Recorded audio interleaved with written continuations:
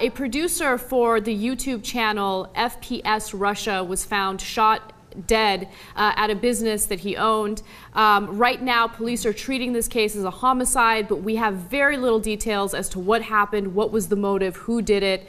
The name of the person shot and killed is Keith Ratliff.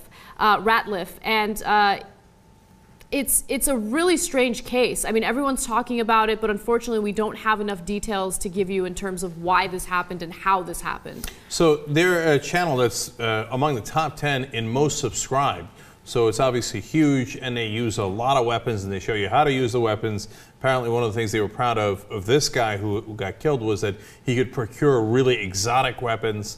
And we have actually some video of him as well, right? So yes. Let's watch that. All right, I'm going to make this video on the M&P 22 from Smith & Wesson with the Maglite suppressor. I'm making this specifically for stain 68349. Here we go.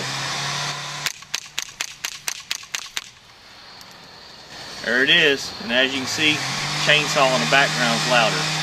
Now, that video he made for his own YouTube channel. He mostly did behind-the-scenes work for FPS Russia, but he did make appearances once in a while. But this was a passion of his. He was very passionate about guns.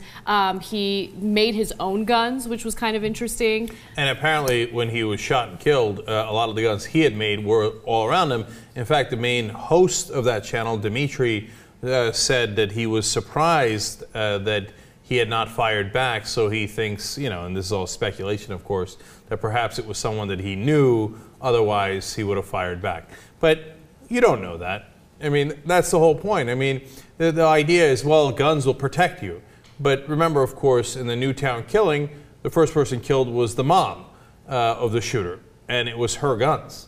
He just took the guns and shot her. So her 6 guns didn't protect her. Now, we don't know what happened with Keith Ratliff, and I feel sick about what's happened to him under any circumstance. Yeah. And they're all broken up about it, and it's, I mean, if something happened to somebody we work with, I'd be devastated too, so I feel terrible for them. Yeah, I mean, he's leaving behind a wife and a 2-year-old. It's a devastating story, and we hear these stories far too often. You know, this story is getting a lot of attention because he works for a gun-oriented YouTube channel, but many people in this country have been shot and killed since the Newtown tragedy, and over 600 since the Newtown tragedy died in gun violence. So now that's the quiet massacre that happens every single day throughout the country, okay? And it adds up and it adds up, but we don't pay attention. We only pay attention to what is now very frequent massacres when there's mass killings. Look, I want to show you one more video from him because, I mean, look, you're going to see a lot of weaponry here, but remember when he died, he was surrounded by weapons. We don't know the circumstance surrounded, but he did have the weapons around him. Here's one more small video. Our current president made a remark that he'd like to renew the assault weapons ban, and based on previous conversations he had prior to being elected and while being a community organizer in Chicago, he favors banning everything.